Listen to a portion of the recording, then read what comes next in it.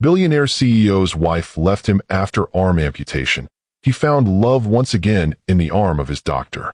I can't do this anymore, Tristan. Veronica Blackwell stood at the foot of her husband's hospital bed, her perfectly manicured hands clutching a Louis Vuitton overnight bag.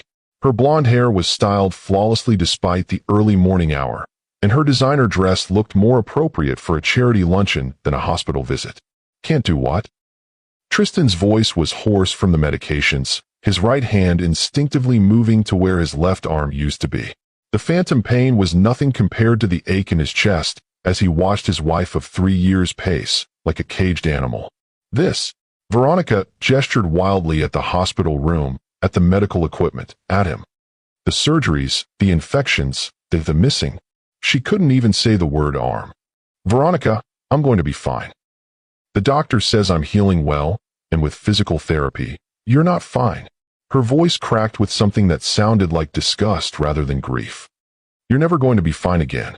You're incomplete. Tristan felt the words hit him like a physical blow. I'm still me. I'm still your husband. Are you? Veronica's laugh was bitter and cold. The man I married was perfect, strong, whole. He could protect me, take care of me, be everything I needed. What can you give me now? My love, my devotion, everything I've always given you. Love doesn't pay for the lifestyle I'm accustomed to. Love doesn't look good in photographs at charity galas. Love doesn't. She stopped herself, but the damage was done. Tristan stared at her in growing horror. You're leaving me because I lost my arm. I'm leaving you because I can't spend the rest of my life married to half a man. Have you ever had someone show you their true colors when you needed them most? Have you ever discovered that the love you thought was real was actually just an illusion built on what you could provide? This is the story of a man who lost everything that didn't matter and found everything that did.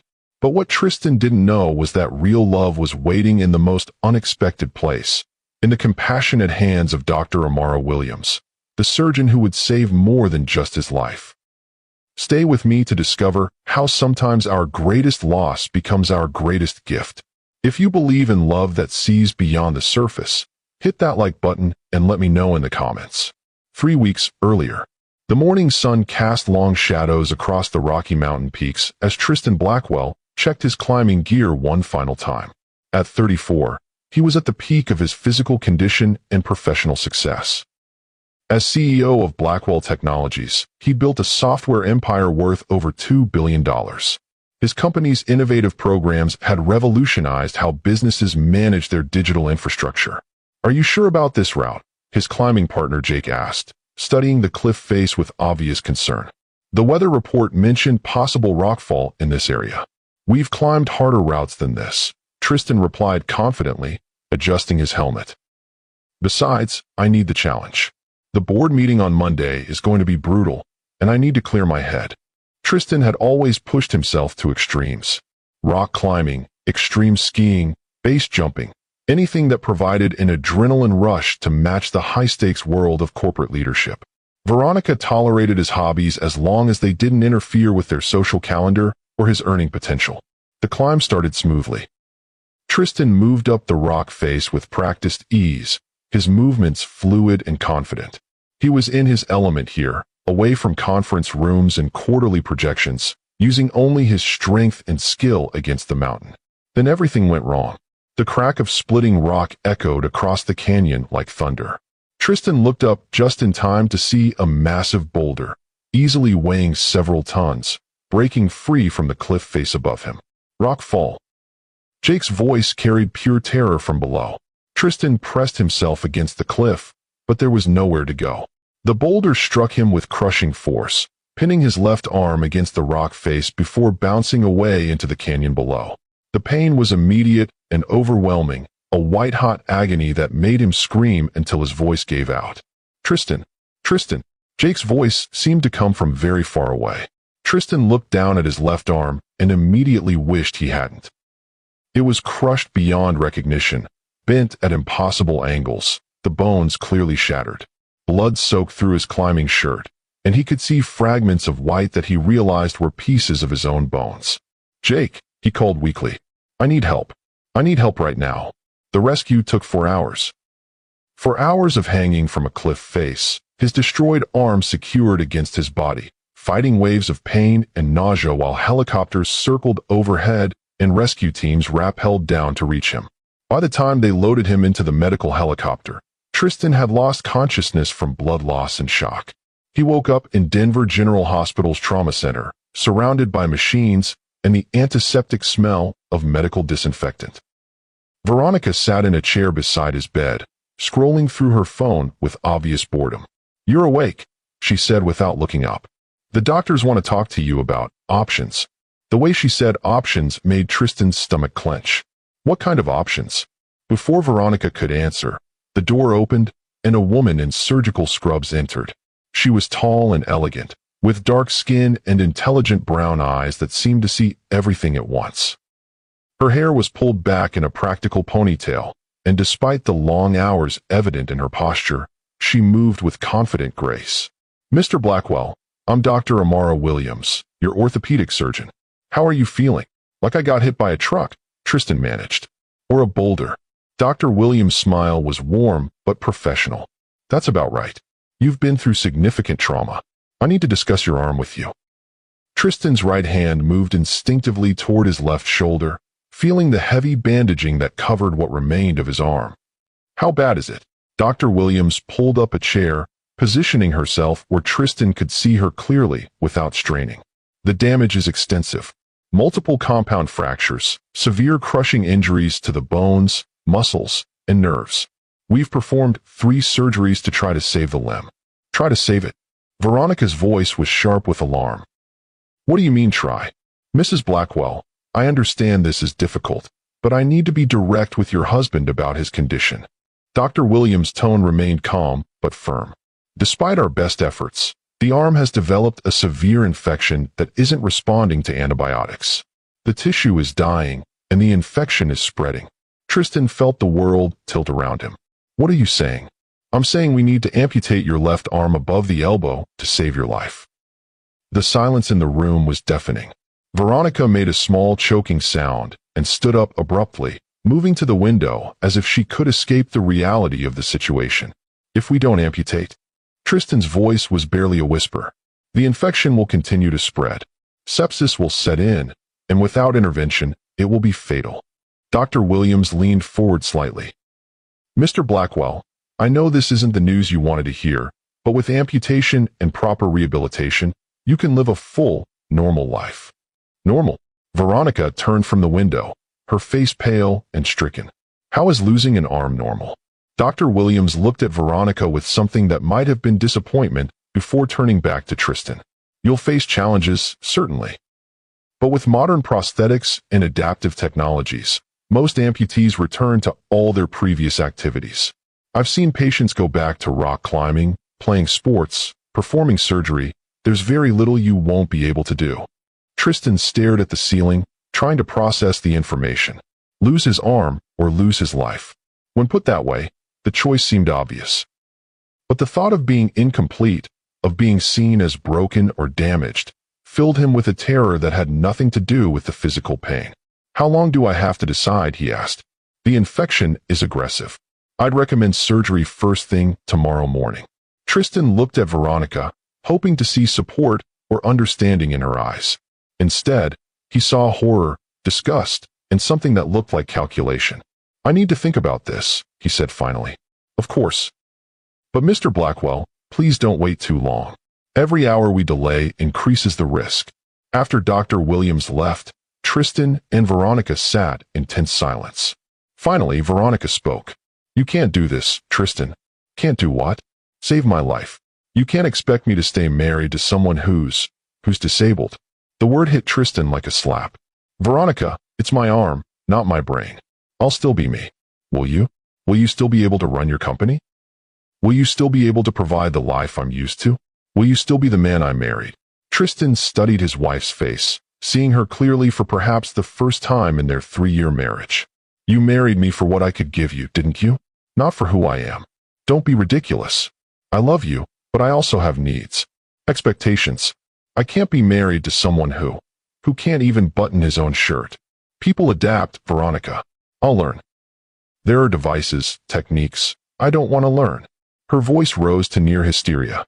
I don't want to have to help you dress or cut your food or watch you struggle with things that used to be simple. I married Tristan Blackwell, the powerful CEO, not some broken man who needs constant help. Tristan felt something break inside him, something that had nothing to do with his physical injuries. If I don't have the surgery, I'll die? Is that what you want? Veronica was quiet for a long moment. I want my husband back. My whole, complete husband. That's not possible anymore. Then maybe we need to discuss what is possible. The implications of her words hung in the air between them. Tristan closed his eyes, feeling more alone than he ever had in his life. That night, as infection burned through his body and fever made him delirious, Tristan made his choice. He wanted to live, even if it meant living without the woman he'd thought loved him. Dr. Amara Williams had performed hundreds of amputations in her 8-year career as an orthopedic surgeon, but she'd never gotten used to the weight of taking away a part of someone's body. As she scrubbed in for Tristan Blackwell's surgery, she thought about the conversation she'd had with his wife the night before. Doctor, I need to know exactly what my husband will be capable of after this surgery, Veronica had said, cornering Amara in the hallway outside Tristan's room. With proper rehabilitation and adaptive training, Mr. Blackwell should be able to return to most of his normal activities. Most. Veronica had seized on the word. What won't he be able to do? Amara had studied the woman carefully, sensing something troubling in her questions. Some fine motor tasks will require adaptive techniques. Certain sports or activities might need modifications. But Mrs. Blackwell, your husband will still be the same man he was before the accident. No, he won't, Veronica had said flatly. And I think you know that. Now, as Amara made the first incision, she pushed thoughts of Veronica Blackwell out of her mind and focused on saving her patient's life. The infected tissue was even worse than the scans had shown, confirming that amputation was the only option. The surgery took 3 hours. When it was over, Amara sat in her office, writing her post-operative notes and thinking about the challenging recovery that lay ahead for Tristan Blackwell. She'd seen how difficult amputation could be for patients, especially those who had defined themselves by their physical capabilities. She'd also seen how the support of family and friends could make all the difference in a patient's recovery. Unfortunately, she had a bad feeling about Mrs. Blackwell's ability to provide that support. Tristan woke from the anesthesia slowly, consciousness returning in waves. The first thing he noticed was the absence of pain in his left arm. The second thing he noticed was the complete absence of his left arm. He lifted his right hand to touch where his left arm used to be, feeling the bandages and the strange, truncated shape of what remained. The reality of his new condition hit him like a physical blow. You're awake, Dr. Williams said softly, appearing at his bedside. How are you feeling? Different, Tristan said honestly. Very different. That's normal. The phantom pain you're probably experiencing is also normal. Your brain is still sending signals to nerves that are no longer there. Tristan nodded, not trusting his voice. He looked around the room, noting that Veronica was nowhere to be seen. Where's my wife? Dr. Williams hesitated. She's handling the news in her own way. Some people need time to process these changes. She can't stand to look at me, can she? Amara sat down in the chair beside his bed, her expression compassionate but honest. Mr. Blackwell, recovery from amputation isn't just physical. It's emotional and psychological too. Not everyone in a patient's life adapts at the same rate. You're being diplomatic. I'm being realistic. Your wife is struggling with this change. But right now, my concern is you and your recovery. Over the next 3 days, Tristan saw very little of Veronica. She would appear for brief visits, usually when other people were present, and make polite conversation before finding excuses to leave. She never stayed long enough for them to have a real conversation about their future. Dr. Williams, on the other hand, was a constant presence. She checked on him multiple times a day, not just for medical reasons, but to gauge his emotional state. She brought him information about adaptive technologies, introduced him to other amputee patients who had successfully returned to active lives, and patiently answered his questions about what to expect. The key to successful adaptation, she explained one afternoon, is understanding that you're not becoming a lesser version of yourself. You're becoming a different version, one with new skills and perspectives. Easy for you to say, Tristan replied, frustration evident in his voice. You still have both arms. Amara was quiet for a moment, then rolled up the left sleeve of her scrub top. Tristan's eyes widened as he saw the intricate prosthetic arm that had been hidden beneath the fabric. I lost my arm in a car accident when I was 16, she said matter-of-factly. Drunk driver ran a red light and T-boned my family's car. My little brother died. I spent 6 months in the hospital and 2 years learning to adapt. Tristan stared at her prosthetic arm in amazement. I had no idea. You're a surgeon. I'm a surgeon because losing my arm taught me what the human body is capable of overcoming. I'm a surgeon because I wanted to help other people face the same challenges I faced. Amara rolled her sleeve back down. Mr. Blackwell, I'm not going to lie to you. The next few months will be difficult. But if you're willing to work, if you're willing to adapt, you can have a full and meaningful life. What if the people in my life can't adapt with me? Amara's expression grew gentle. Then you'll discover who truly loves you for who you are, and who only loved you for what you could do for them. On his 6th day in the hospital, Tristan was finally strong enough to sit up in a chair and begin basic physical therapy.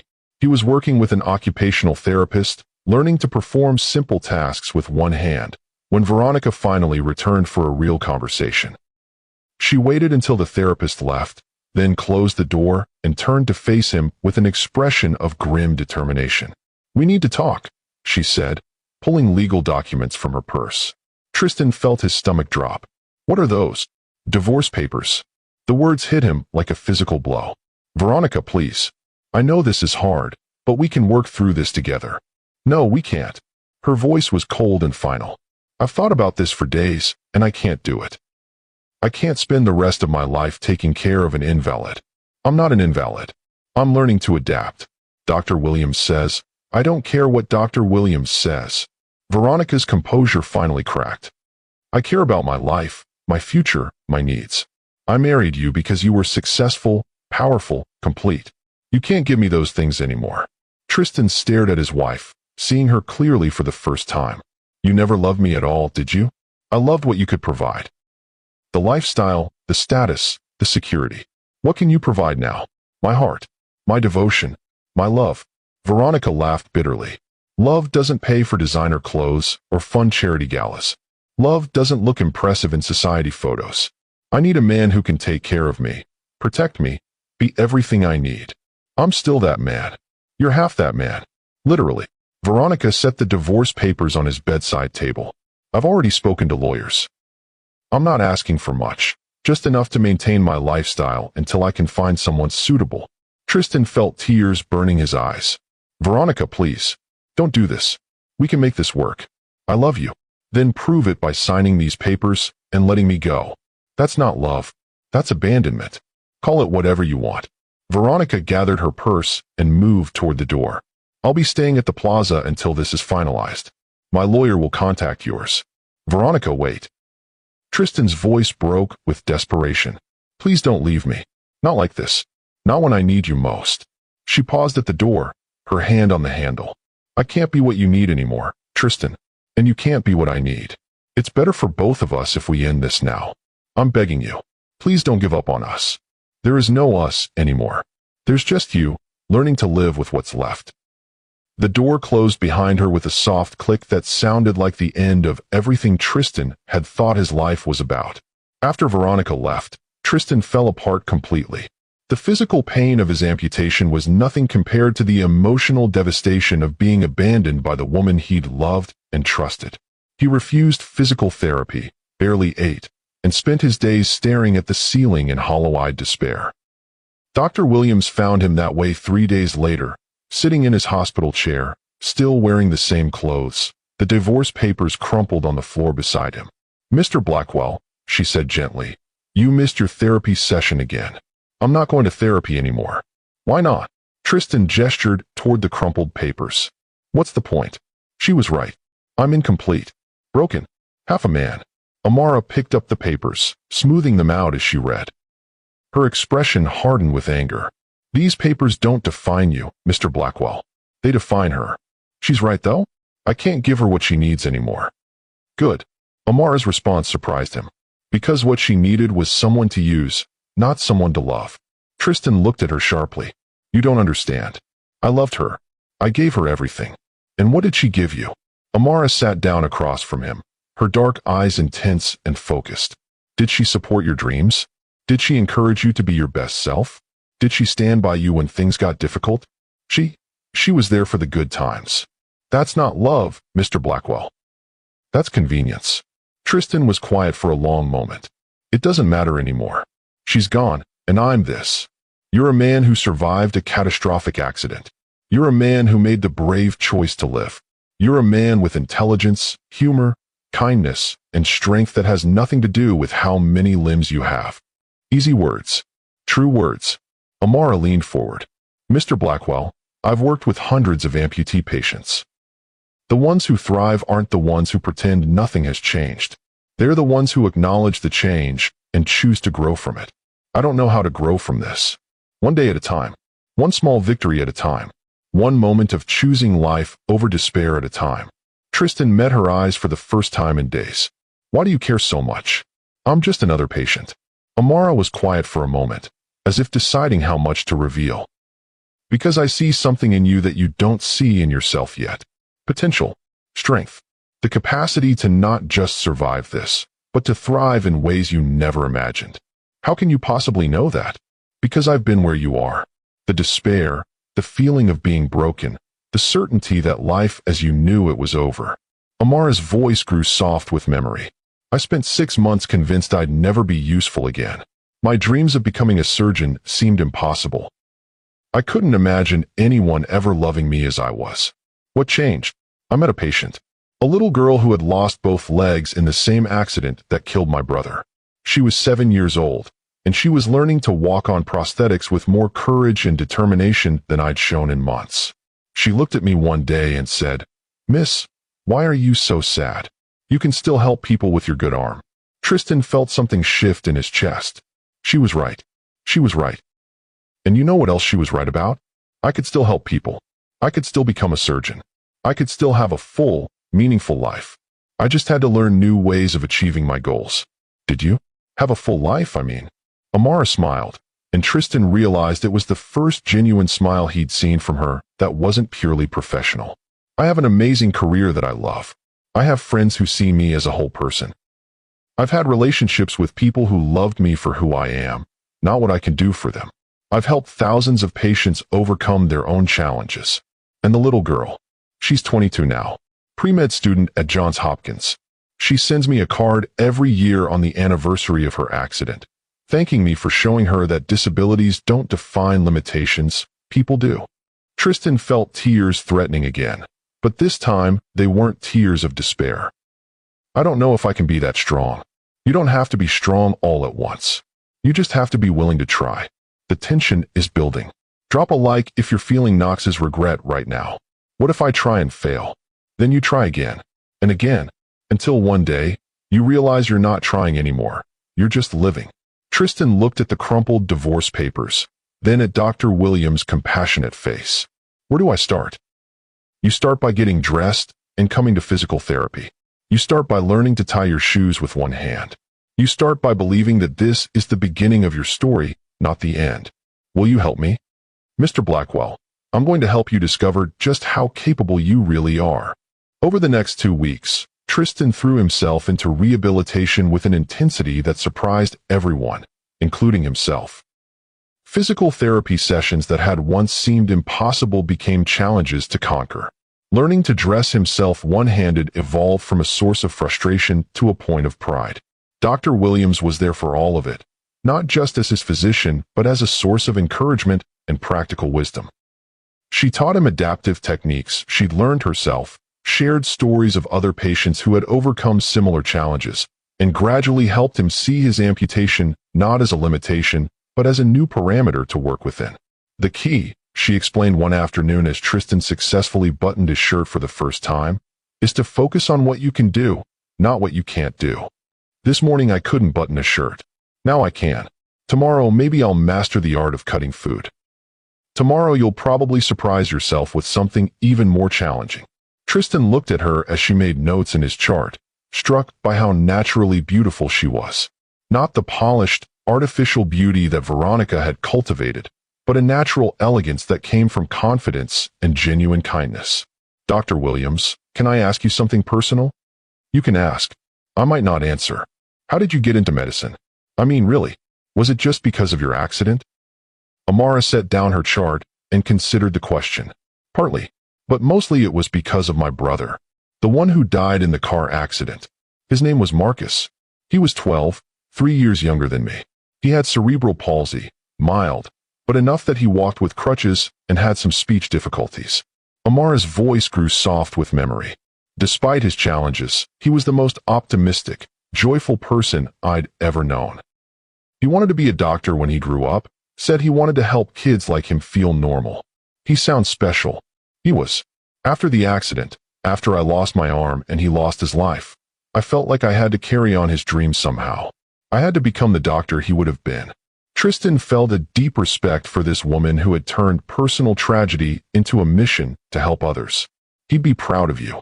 I hope so. Some days I feel like I'm living for both of us. That's a heavy burden. It's a meaningful burden. There's a difference. Their conversations had been growing more personal over the past week, moving beyond the standard doctor-patient relationship into something that felt like genuine friendship. Tristan found himself looking forward to Dr. Williams' visits not just for medical updates, but for the intelligent conversation and emotional support she provided. Dr. Williams, can I ask you something else? Amara. If we're going to have personal conversations, you should call me Amara. Amara, can I ask why you're spending so much time with me? I know you have other patients. Amara was quiet for a moment, as if weighing her response carefully. Because you remind me of myself in those first months after my accident. Intelligent, determined, but struggling to see past your immediate circumstances to the possibilities ahead. And because I like talking to you. You ask thoughtful questions. You listen to the answers. You're working hard to adapt instead of wallowing in self-pity. I did my share of wallowing. For 3 days. Some patients wallow for years.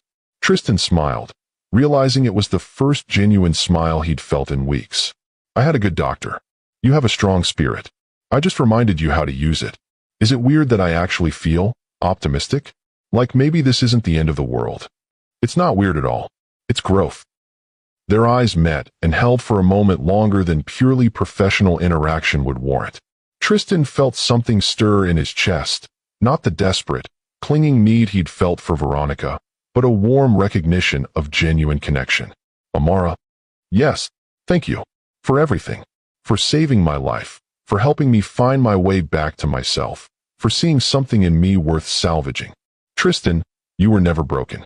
You were just reorganized. The way she said his name, with warmth and genuine affection, made his heart skip. For the first time since his accident, Tristan began to wonder if maybe, just maybe, he might be capable of more than just surviving. Maybe he was capable of living. And maybe, with time and courage, he might even be capable of loving and being loved again. 3 weeks after his amputation surgery, Tristan was medically cleared to leave the hospital. The physical aspects of his recovery were progressing well, his surgical site was healed, his phantom pain was manageable, and he'd mastered most basic daily living skills. Emotionally, he felt like a different person than the broken man who had watched his wife walk away. He wasn't the same person he'd been before the accident either. This new version of himself was still taking shape, but he found himself cautiously optimistic about who he might become. All right, Mr. Blackwell, Amara said as she completed her final examination, you're officially ready to rejoin the world. It feels strange, leaving here. This place has been my whole world for almost a month. It's normal to feel anxious about taking the next step, but you've done incredibly well. I'm confident you'll continue to thrive. Tristan had been dreading this moment. In the hospital, with Amara checking on him regularly, he'd felt supported and understood. The thought of losing that connection filled him with unexpected sadness. Will I see you again? 4 follow-up appointments. You'll see Dr. Rodriguez for your ongoing care. He's excellent, specializes in long-term prosthetic rehabilitation. Oh, Tristan tried to hide his disappointment. Of course, that makes sense. Amara seemed to sense his mood shift. Tristan, part of recovery is learning to build new support systems outside the hospital. You'll make new connections, develop new relationships. I know. It's just, you've been so important to my recovery. I hate the thought of losing that. You're not losing anything. You're gaining independence.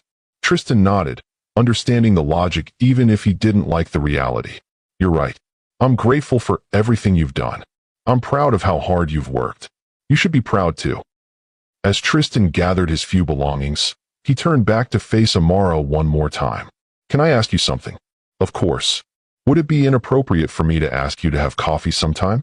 Not as a patient, but as someone who values your friendship. Amara's expression grew carefully neutral. Tristan, I need to be honest with you. You're in a vulnerable place right now. Your marriage just ended, you're dealing with a major life change, and I've been part of your recovery process. It would be easy to confuse gratitude and dependency with other feelings.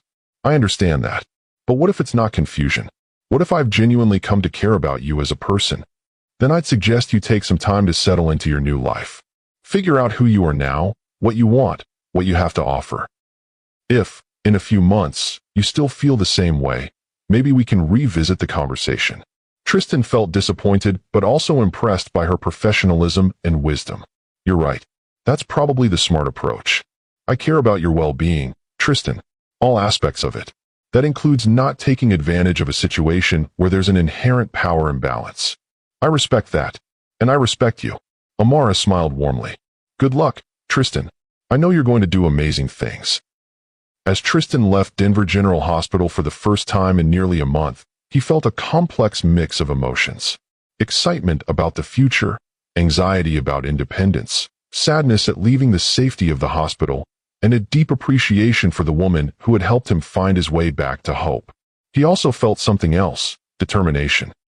Determination to build a life worth living, to become a man worthy of respect and love, and to prove that losing his arm didn't mean losing his capacity for happiness.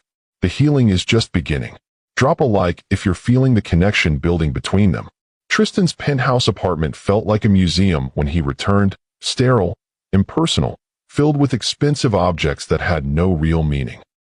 Everything reminded him of his life with Veronica, from the designer furniture she'd chosen to the wedding photos he'd forgotten to remove before leaving for the climbing trip. The first thing he did was hire a service to pack up and donate everything that belonged to Veronica or reminded him of their marriage. The second thing he did was accidentally try to use his left hand to turn on a light switch and experience a moment of disorientation when his hand encountered empty space instead of the wall. This is going to take some getting used to, he said aloud to the empty apartment. The adjustment to life outside the hospital was harder than Tristan had expected. Simple tasks that he'd mastered in the controlled environment of physical therapy became frustrating challenges in his own space. His apartment had been designed for a person with two fully functional arms, and he found himself bumping into furniture, struggling with kitchen appliances, and generally feeling like a stranger in his own home. But he persevered, remembering Amara's words about small victories. Each successfully prepared meal, each independently completed task, each day of managing his own care felt like proof that he was capable of more than just surviving. Work was another adjustment entirely. Blackwell Technologies had been running under the leadership of his COO during his hospitalization, but Tristan knew he needed to return and establish his continued competence as CEO. He was nervous about how his employees and business partners would react to his changed appearance. His first day back, Tristan arrived early and went straight to his office, hoping to avoid the inevitable stares and awkward conversations. His assistant, Janet, greeted him with professional warmth that didn't quite hide her shock at seeing him with one arm. "Mr. Blackwell, welcome back. How are you feeling?" "Better every day, Janet." "Thank you.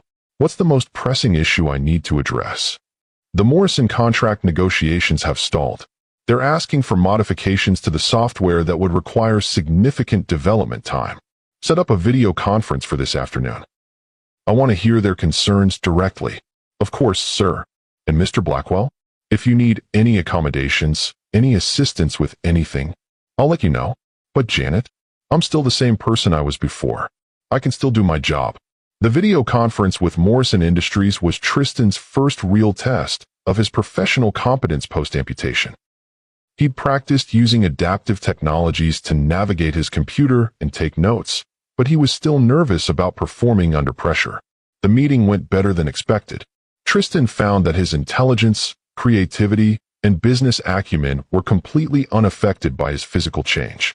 If anything, his recent experiences had given him new perspectives on problem-solving and adaptation that proved valuable in negotiations. Tristan, I have to say, your proposed modifications to our software integration are brilliant, said Morrison's CEO over the video call. We hadn't considered the accessibility features you're suggesting, but they would open up our platform to a much broader user base. Thank you, David. I've gained some new insights into adaptive technology recently. It's amazing how many potential users are overlooked when software isn't designed with accessibility in mind. After the call ended successfully, Tristan felt a surge of confidence. He was still capable, still valuable, still able to contribute meaningfully to his company and his industry. That evening, alone in his apartment, Tristan found himself thinking about Amara. He wondered how her day had gone, what challenges she was facing with her patients, whether she ever thought about their conversations. He'd respected her suggestion to take time to settle into his new life before pursuing any kind of personal relationship. But as weeks passed and he grew more confident in his adaptation, his feelings for her didn't fade. If anything, they grew stronger. Amara had seen him at his absolute lowest point and helped him find his way back to hope. She'd treated him with dignity and respect when he felt broken and worthless. She'd believed in his potential when he couldn't believe in himself. More than that, she was brilliant, compassionate, funny, and strong in ways that had nothing to do with physical capability. She was the kind of person he wanted to build a life with, not because he needed her to complete him, but because they could be better together than either was alone. 3 months after leaving the hospital, Tristan made a decision. He was going to ask Amara Williams out to dinner. Not as a patient seeking comfort from his doctor, but as a man who had genuine feelings for a remarkable woman. First, though, he had some work to do. 6 months later, the Adaptive Technology Conference was packed with innovators, researchers, and advocates from around the world. Tristan stood at the podium, looking out at an audience of 500 people, his custom-designed prosthetic arm clearly visible as he gestured to emphasize his points. When I lost my arm in a climbing accident 8 months ago, I thought my life as I knew it was over, Tristan said, his voice carrying clearly through the auditorium. I thought I'd become a burden, a broken version of my former self. I was wrong. He clicked to his next slide, showing before and after photos of amputee patients who had returned to their careers as surgeons, athletes, artists, and engineers. Adaptive technology doesn't just help people with disabilities function, it helps them thrive. The software my company has developed can turn any smartphone into a powerful assistive device. Voice-activated controls, gesture recognition, artificial intelligence that learns user preferences, these aren't just conveniences. They're life changers. In the third row, Dr. Amara Williams watched with pride and something deeper. She'd been following Tristan's work from a distance, reading about his company's innovations in adaptive technology and his emerging role as an advocate for disability rights. Seeing him now, confident and passionate about his new mission, confirmed everything she believed about his potential. After his presentation, Amara made her way through the crowd to where Tristan was surrounded by conference attendees asking questions and requesting business cards. "Excuse me," she said when there was a brief lull. "Dr. Amara Williams. I was wondering if I could have a moment to discuss your research." Tristan turned, and his face lit up with genuine joy when he saw her. "Dr. Williams, this is an incredible surprise. What brings you to Seattle?" "I'm presenting my research on nerve regeneration in amputation patients tomorrow, but I have to say, your presentation was remarkable. You've come so far. I had an excellent teacher." The crowd around them was thinning as people moved on to other sessions. Tristan gestured toward a quieter corner of the conference hall. "Would you like to get coffee? I'd love to hear about your research." "I'd like that." As they walked toward the conference center's cafe, Tristan marveled at how natural it felt to be with Amara again. The months apart had given him perspective on his feelings. They weren't born from gratitude or dependency, but from genuine admiration and affection for who she was as a person. "You look good, Tristan," Amara said as they settled at a corner table with their coffee. "Confident. Happy. I feel good. Better than I have in years, actually.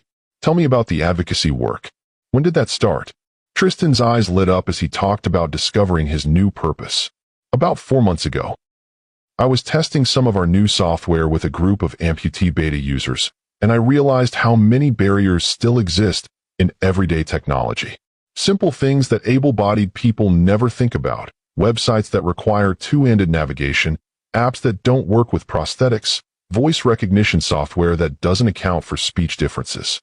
So you decided to fix it. I decided to try. My company has pivoted about 30% of our development toward adaptive technology. We're working with hospitals, rehabilitation centers, and advocacy groups to create solutions that actually meet people's needs. Amara leaned forward, clearly impressed. That's incredible, Tristan. You're changing lives. We're trying to. But honestly, the work is as much about changing perceptions as it is about changing technology. People without disabilities often see adaptive devices as medical equipment, something sad or pitiable. I want them to see innovation, capability, human potential. And how's that going? Better than expected. We've had 3 major tech companies license our accessibility protocols. 2 universities have started research partnerships with us. And next month, I'm testifying before Congress about updating the Americans with Disabilities Act for the digital age. Amara studied his face as he talked, seeing the passion and purpose that radiated from him. This wasn't the broken man she'd left in the hospital 6 months ago. This was someone who had transformed his greatest challenge into his greatest strength. I'm proud of you, she said softly. Not just for adapting, but for using your experience to help others. I couldn't have done it without what you taught me. About seeing potential instead of limitations. About focusing on what I can do instead of what I can't. They talked for 2 hours, catching up on their lives and work. Amara told him about her latest research into nerve regeneration techniques that might eventually eliminate the need for amputation in some cases. Tristan shared stories from his advocacy work and the incredible people he'd met who were redefining what disability looked like. As the afternoon grew late, Tristan found himself reluctant to let the conversation end. Amara, I know you said I should take time to figure out my new life before we had this conversation, but I think enough time has passed. What conversation? The one where I tell you that my feelings for you aren't gratitude or dependency. They're genuine affection and respect for who you are as a person. The one where I ask if you'd be willing to have dinner with me sometime, not as doctor and patient, but as 2 people getting to know each other. Amara was quiet for a moment, considering his words. Tristan, you've clearly built an amazing new life for yourself. You're confident, purposeful, making a real difference in the world. But I need to ask, are you sure you're not idealizing me because I was there during a difficult time? I'm sure. These past 6 months have given me perspective on what I value in a person.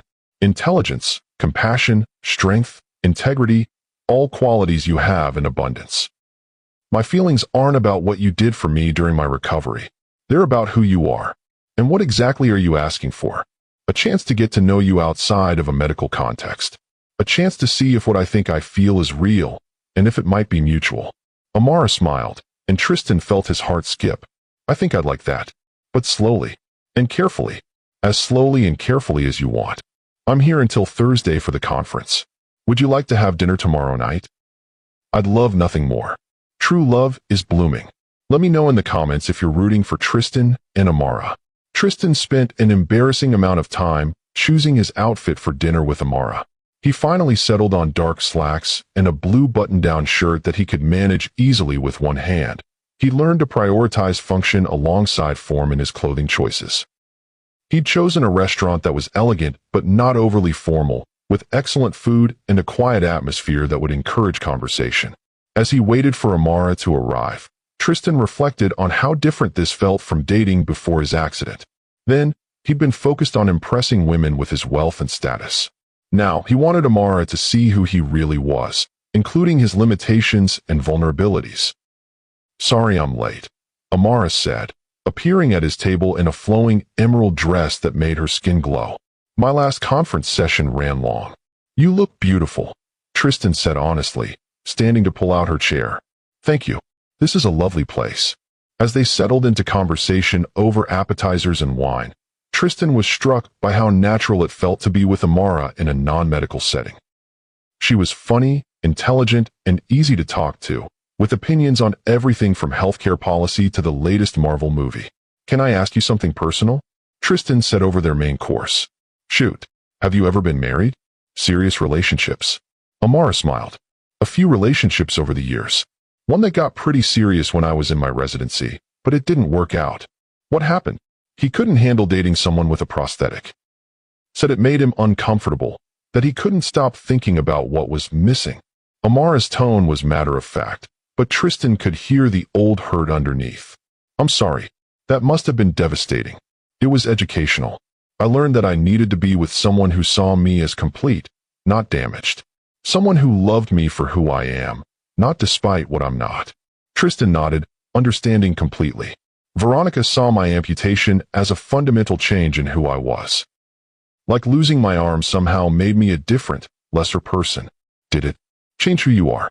Tristan considered the question seriously. "In some ways, yes. But mostly for the better. I'm more compassionate now, more aware of other people's struggles. I'm less focused on superficial things and more focused on what really matters. I think I'm actually a better person now than I was before. I can see that." The man I met in the hospital was intelligent and determined, but he was also angry and scared. "Tonight, you seem settled, content with yourself." "I am. For the first time in my life. I feel like I know who I am and what I want to contribute to the world." "And what do you want?" "To use my resources and platform to make life better for people facing the challenges I've faced. To build technology that empowers instead of excludes. To show the world that disability doesn't mean inability." Amara leaned back in her chair, studying him with obvious admiration. "That's a beautiful mission. What about you? What drives you?" "The same thing that's always driven me, helping people overcome physical challenges to live full lives. My research into nerve regeneration could potentially eliminate the need for amputation in certain cases. Not because prosthetics are bad, but because people should have choices. That's incredible work. It's meaningful work. Sometimes I think about Marcus, my brother who died in our accident. I wonder what he would have accomplished if he'd lived, what contributions he would have made to medicine. You're making them for him. Maybe. Or maybe I'm just trying to honor his memory by being the best doctor I can be." As the evening progressed, Tristan found himself falling even deeper for this remarkable woman. Amara was brilliant without being arrogant, compassionate without being condescending, strong without being harsh. She challenged him intellectually while accepting him completely as he was. "Can I see you again?" he asked as they prepared to leave the restaurant. "I'd like that. But Tristan, I need to be honest about something." "Okay. I'm nervous about this. About us. Not because of your amputation, but because of how we met. There's always going to be this history of me being your doctor, of seeing you at your most vulnerable moment. Does that bother you? It creates complications. Power dynamics, questions about my professional judgment, concerns about whether your feelings are genuine or trauma-bonded." Tristan nodded, understanding her concerns. "What would make you feel more comfortable?" "Time. Patience. Proof that what we're feeling is real and not just gratitude or dependency dressed up as affection. I can give you all the time you need. And honesty. Complete honesty about what you're feeling and why. I can do that too." Amara smiled. "Then I think we have a chance at something real." Over the next 3 months, Tristan and Amara built a relationship based on mutual respect, intellectual compatibility, and growing emotional intimacy. They talked on the phone several times a week, visited each other when their schedules allowed, and gradually developed the kind of deep friendship that formed the foundation of lasting love. Tristan discovered that Amara was even more remarkable than he'd realized. She volunteered at a clinic for uninsured patients, mentored young women interested in medicine, and was working on a book about adaptive medical techniques. She was driven, passionate, and endlessly curious about the world around her.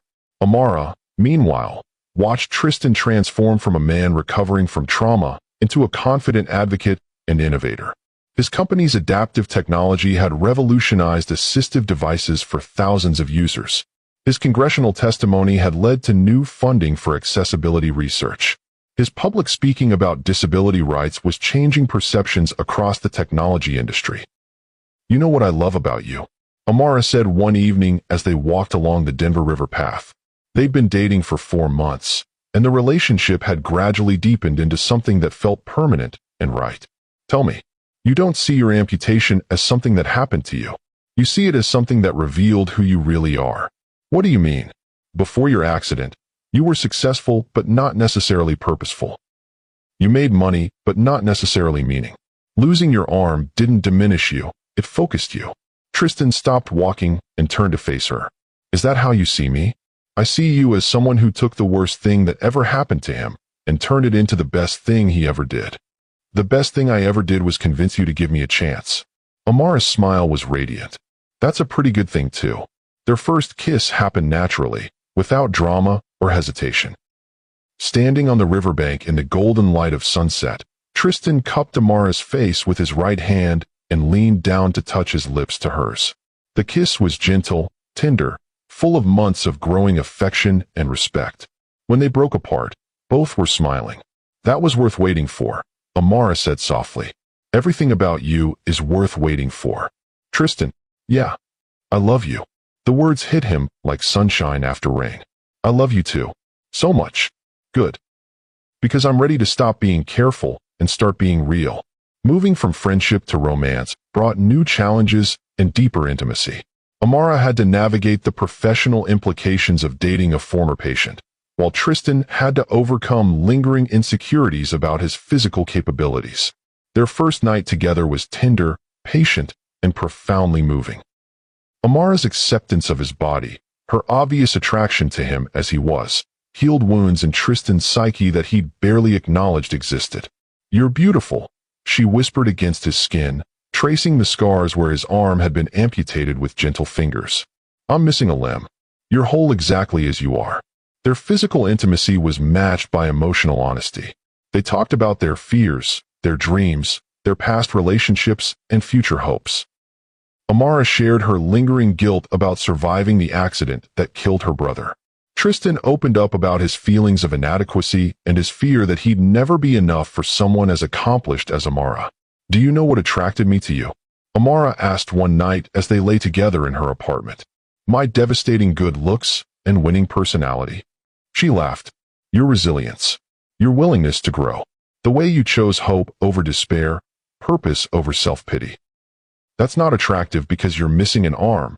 It's attractive because it shows who you are as a person. I chose those things because you showed me they were possible. No, Tristan. You chose them because that's who you are. I just reminded you. 18 months after their first date, Tristan knew he wanted to spend the rest of his life with Amara. But he also knew that a proposal had to reflect who they were as a couple, thoughtful, purposeful, and meaningful. He arranged for them to visit the rehabilitation center where they'd first begun working together on adaptive technology research. Under the pretense of showing Amara the center's new equipment, he led her to the room where they'd had their first real conversation about possibilities and potential. This is where you taught me that losing my arm didn't mean losing my future, Tristan said, pulling Amara to a stop in the middle of the physical therapy room. I remember. You were so angry and scared. And you were so patient and wise. Tristan reached into his jacket pocket with his right hand, pulling out a simple but elegant ring box. Amara Williams, you saved my life in every way a person can be saved. You saw potential when I saw only loss. You believed in me when I couldn't believe in myself. You loved me not despite my limitations, but because of my possibilities. Amara's eyes filled with tears as she realized what was happening. I want to spend the rest of my life being worthy of your love, Tristan continued, dropping to one knee with practiced ease. I want to be your partner in everything, your work, your dreams, your daily adventures, your quiet moments. I want to build a family with you, change the world with you, grow old with you. Amara Williams, will you marry me? The ring was perfect, a vintage emerald surrounded by diamonds, elegant and timeless without being ostentatious. But Amara was looking at Tristan's face, not the ring. Yes, she said, laughing through her tears. Yes, absolutely yes. As Tristan slipped the ring onto her finger and stood to kiss her, Amara marveled at how perfectly right this felt. This wasn't a proposal born from desperation or rebound emotions. This was a partnership between equals, a love story built on mutual respect and genuine affection. I love you, Tristan Blackwell. All of you. Forever. I love you too, Dr. Soon-to-be Blackwell. Dr. Williams Blackwell, Thank you very much. I worked too hard for that degree to give up my name entirely. Tristan laughed. I wouldn't dream of asking you to. Their wedding 6 months later was a celebration of love, resilience, and the power of second chances. Instead of a traditional church ceremony, they chose to marry at the Adaptive Technology Center Tristan had helped fund, surrounded by friends, family, and the patients and colleagues who had become their extended community. Amara's wedding dress was stunning but practical, designed to accommodate her prosthetic arm without hiding it. Tristan wore a custom tuxedo with subtle design elements that made dressing with one hand easier. They'd insisted that their wedding be accessible to all their guests, with sign language interpreters, wheelchair accessibility, and adaptive technology demonstrations for guests curious about their work. Do you, Tristan, take Amara to be your partner in all things, your equal in all endeavors, your companion through all challenges, and your love for all time? I do, completely and forever. Do you, Amara, take Tristan to be your partner in all things, your equal in all endeavors, your companion through all challenges, and your love for all time? I do, with all my heart. The reception was joyful and meaningful, with speeches that celebrated not just their love, but their individual and collective contributions to the disability rights community. Tristan's best man, a fellow amputee who had become a close friend through their advocacy work, joked about how Tristan had found the one woman in the world who could literally give him a hand when he needed it. Amara's maid of honor, her medical school roommate, spoke about watching Amara transform from someone who helped patients adapt to their limitations into someone who helped them transcend those limitations entirely. To Tristan and Amara, the best man concluded his toast, who proved that love isn't about finding someone to complete you, but finding someone to complement you perfectly. As they danced their first dance as husband and wife, Tristan marveled at how completely happy he felt. This wasn't the desperate, clinging happiness he'd felt with Veronica. This was the deep, settled contentment of being truly known and truly loved. Any regrets? Amara asked as they swayed to their favorite song. Only one. What's that? I wish I could have met you sooner. But then again, maybe I needed to go through everything I went through to be ready for you. I think we found each other exactly when we were supposed to. I love you, Mrs. Williams Blackwell. I love you too, Mr. Blackwell.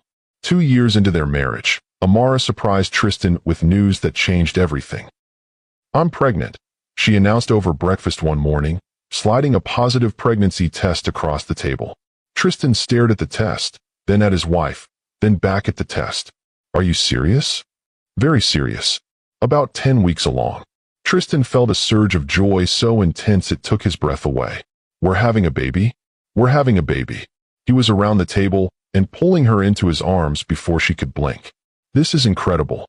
Amazing. Perfect. Are you ready to be a father? The question sobered Tristan slightly. I don't know. I mean, yes, I want this more than anything. But what if I can't do the things fathers are supposed to do? What if my limitations affect our child? Amara cupped his face in her hands. Tristan, you've spent the last 3 years proving that limitations are just challenges waiting for creative solutions. You'll be an amazing father. What if the baby needs something I can't provide? Then we'll figure it out together, just like we always do. The pregnancy was healthy and uneventful. Tristan threw himself into preparing for fatherhood with the same determination he'd brought to his rehabilitation and advocacy work.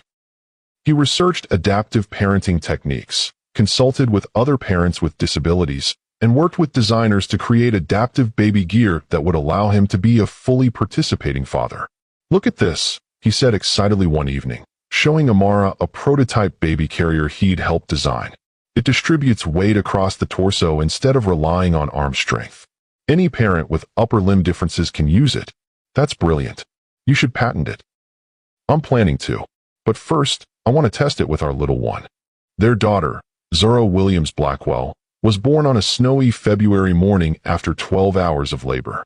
When the doctor placed her in Tristan's arms for the first time, he was overwhelmed by the intensity of his love for this tiny person. She's perfect, he whispered, studying her tiny features. Absolutely perfect. Just like her daddy, Amara said softly. She has your nose. And your stubborn chin. Zara was a happy, healthy baby who adapted naturally to having a father with one arm. She learned to wrap her tiny fingers around his prosthetic just as easily as around Amara's natural hands. She giggled when he made silly faces during diaper changes and slept peacefully against his chest during bottle feedings. She doesn't see you as different, Amara observed one evening, watching Tristan give Zara her bath with practiced ease. To her, you're just daddy. That's all I ever wanted to be. When Zara was 6 months old, Tristan received an unexpected phone call at his office. Tristan? It's Veronica. The voice he hadn't heard in nearly 4 years stopped him cold. Veronica, this is unexpected. I know. I'm sorry to call you at work, but I really need to talk to you. In person. I don't think that's a good idea. Please. Just one conversation. I've been following your work, your success, and I need to apologize. Properly. Against his better judgment, Tristan agreed to meet Veronica for coffee the following afternoon.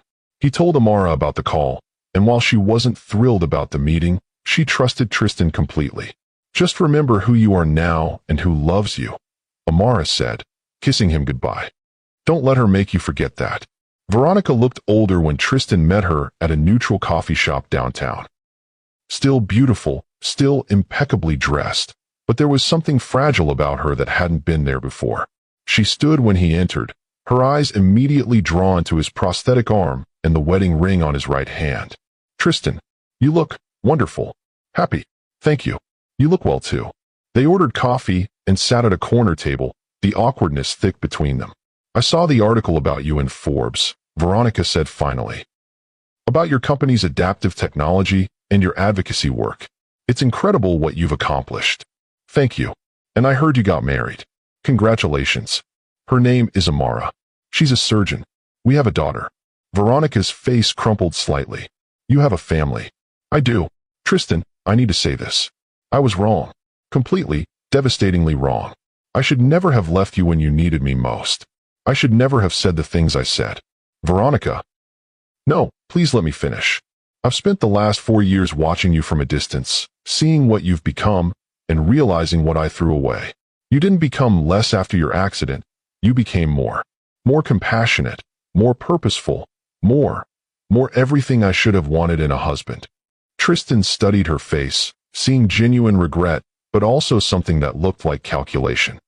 What exactly are you asking for? A second chance. I know it's probably too late. I know you've moved on, but I had to try.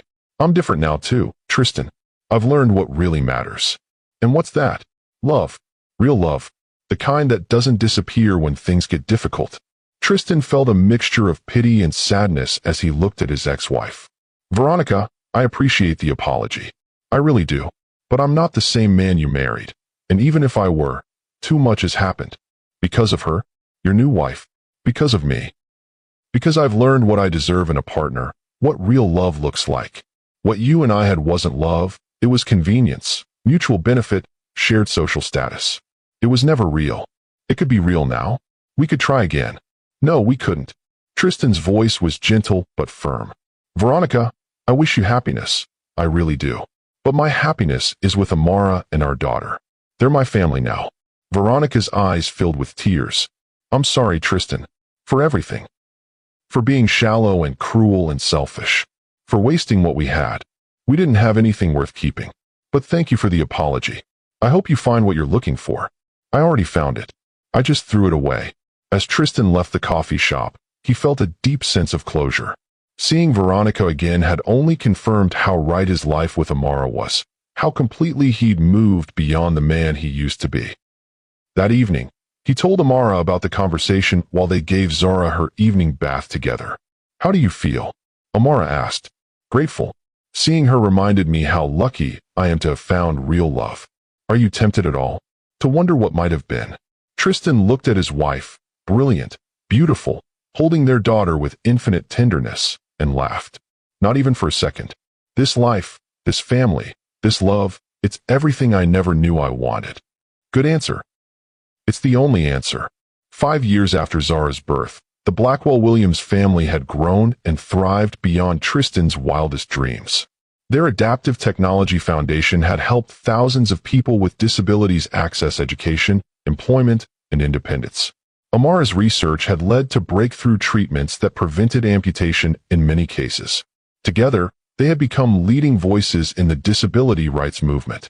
"Daddy, watch," Zara called from the playground, hanging upside down from the monkey bars with fearless confidence. "I'm watching, sweetheart. You're amazing." At 5 years old, Zara was smart, funny, and completely unaware that having a father with one arm was unusual in any way. She helped Tristan with tasks that required 2 hands with the casual efficiency of a child who had never known anything different. "Daddy needs help with his buttons," she would announce matter-of-factly when he was getting dressed for important meetings. "That's right, baby girl. Teamwork makes everything easier." Amara, now pregnant with their second child, watched her husband and daughter with endless love and pride. "She's going to be an amazing big sister," she said, settling onto the park bench beside Tristan. "And you're going to be an amazing mother of 2. Are you scared? Terrified? You? Same. But we've gotten pretty good at figuring things out as we go." Their son, Marcus, named after Amara's brother, was born that fall, healthy and perfect. Zara took her role as big sister seriously, helping with everything from diaper changes to bottle feedings. "Baby Marcus needs his blankie," she would announce, bringing her brother his favorite stuffed animal. "Thank you, sweetheart. You're such a good helper." "I'm the best helper. Right, Daddy? Absolutely the best." As Tristan looked around their home, filled with laughter, toys, family photos, and the comfortable chaos of daily life, he marveled at how completely his perspective had changed. The man who had once defined success by stock prices and board meetings now measured his worth by bedtime stories read, scraped knees comforted, and small hands reaching for his. "Do you ever think about the accident?" Amara asked one evening as they sat on their back porch, watching Zara push Marcus on his toddler swing. "Sometimes, but not with regret anymore." "What do you think about?" "How losing my arm gave me everything that really matters. You, the kids, meaningful work, real purpose. I wouldn't change anything about how we got here. Not even the pain. The fear? Veronica leaving?" Tristan considered the question seriously. "Especially not those things. They taught me who I really am and what I really value. They brought me to you. I love you, Tristan Blackwell. I love you too, Dr. Williams Blackwell. More than I ever thought possible." As the sun set over their backyard, painting the sky in shades of gold and pink, Tristan reflected on the unexpected journey that had brought him to this moment. He had lost an arm and gained a life. He had lost a wife and found a soulmate. He had lost his old identity and discovered his true purpose. The foundation he and Amara had built together was changing lives around the world. Their children were growing up with an understanding of resilience, compassion, and the infinite possibilities of human adaptation. Their love story had become a testament to the power of second chances and the beauty of finding your person when you're finally ready to be your authentic self. "Daddy's story time," Zara called from the back door. "Coming, sweetheart." As Tristan stood to go inside, Amara caught his hand, his right hand, the one that had learned to do everything his left hand used to do and more. "Thank you," she said softly. "For what?" "For choosing to live, for choosing to grow, for choosing us. Thank you for seeing who I could become when I couldn't see it myself. That's what love does. It sees potential and helps it bloom." Inside, their children were waiting with favorite books and excited chatter about their day. This was Tristan's definition of success now, not the size of his bank account or the power of his position, but the love in his home and the positive impact he could make in the world. He had learned that true wealth wasn't measured in dollars, but in moments like these. Real success wasn't about individual achievement, but about lifting others up. And genuine love wasn't about finding someone to complete you, but finding someone who celebrated you exactly as you are while inspiring you to become even better. As he settled into the reading chair with Zara on one side and Marcus on the other, while Amara curled up nearby with her hand resting on her growing belly, Tristan knew he was the richest man in the world. If this story of true love and second chances touched your heart, please subscribe for more incredible love stories. Share this with someone who believes that our greatest challenges can lead to our greatest blessings. Tell me in the comments, do you believe everything happens for a reason? I read every single one. Sometimes the most devastating losses become our greatest gifts. Sometimes the people who abandon us in our darkest moments clear the way for those who will love us in our light. And sometimes, losing everything we thought we wanted helps us discover everything we actually need. Tristan Blackwell had learned all of these truths the hard way. But as he looked around at his beautiful family, his meaningful work, and the life he'd built from the ashes of his old existence, he knew every painful step had been worth taking. Love had found him when he was finally ready to receive it.